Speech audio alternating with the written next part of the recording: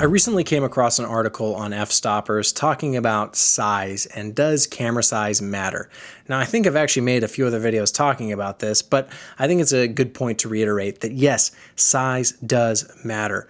The camera size, the physical size, not the sensor size, but the physical size of the camera. And the reason for this, as this article points out, but I would agree with, is that clients, most of the people who are looking at your setup, right, when you're on set, they're not camera people. They're not reviewing and looking up, stuff online, finding out what the latest and greatest is.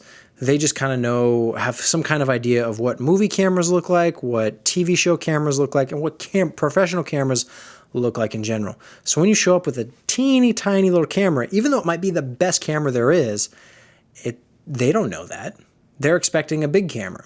So what you can do, and I find is really valuable, get the camera that makes the most sense for your budget. Nowadays, most cameras do a really good job, certainly to the point where they're going to make clients happy.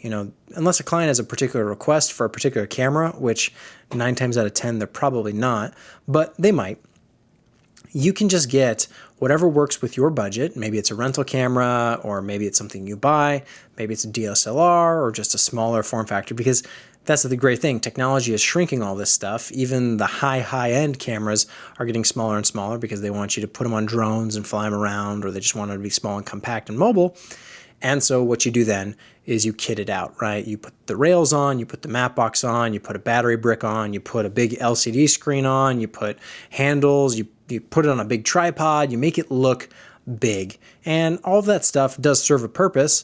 Oftentimes it's a purpose you probably don't need. You might not need a matte box, but oftentimes it can make your camera look a lot bigger. And I always find that to be more beneficial. It's one less hurdle to get over, especially if you're working with a new client or someone who doesn't really know how cameras work. Like I said, these cameras, they're getting so small, but we as a community, we're keeping up with it, but the outside world still expects things to be bigger. So if it works for the project, make your camera look a little bit bigger. Put it in it's kind of like a camouflage or a disguise. Make it a little bit bigger, so make it stand out. And then there's not that question of oh, are you taking photos?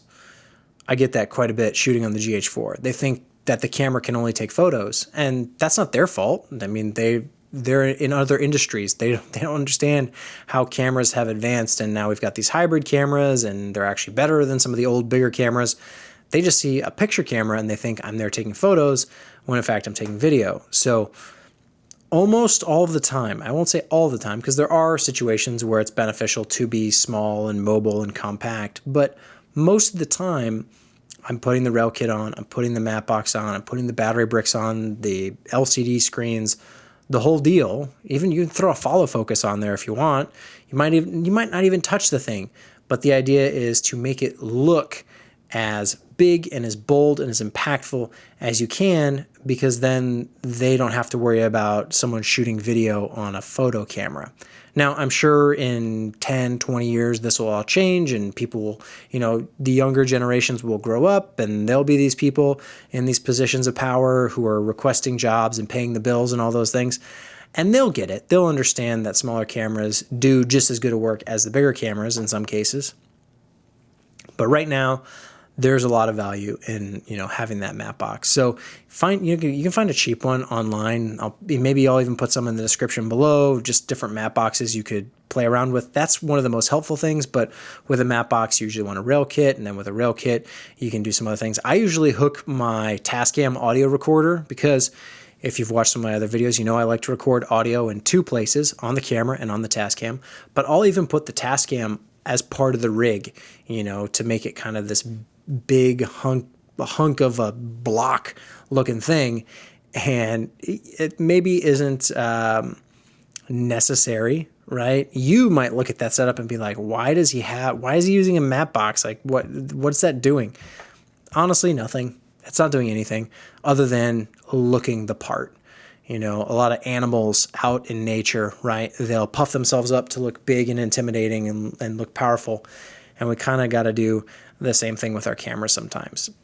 It's an unfortunate nature of the industry at the moment, because, like I said, technology is advancing so fast that people outside the industry can't keep up.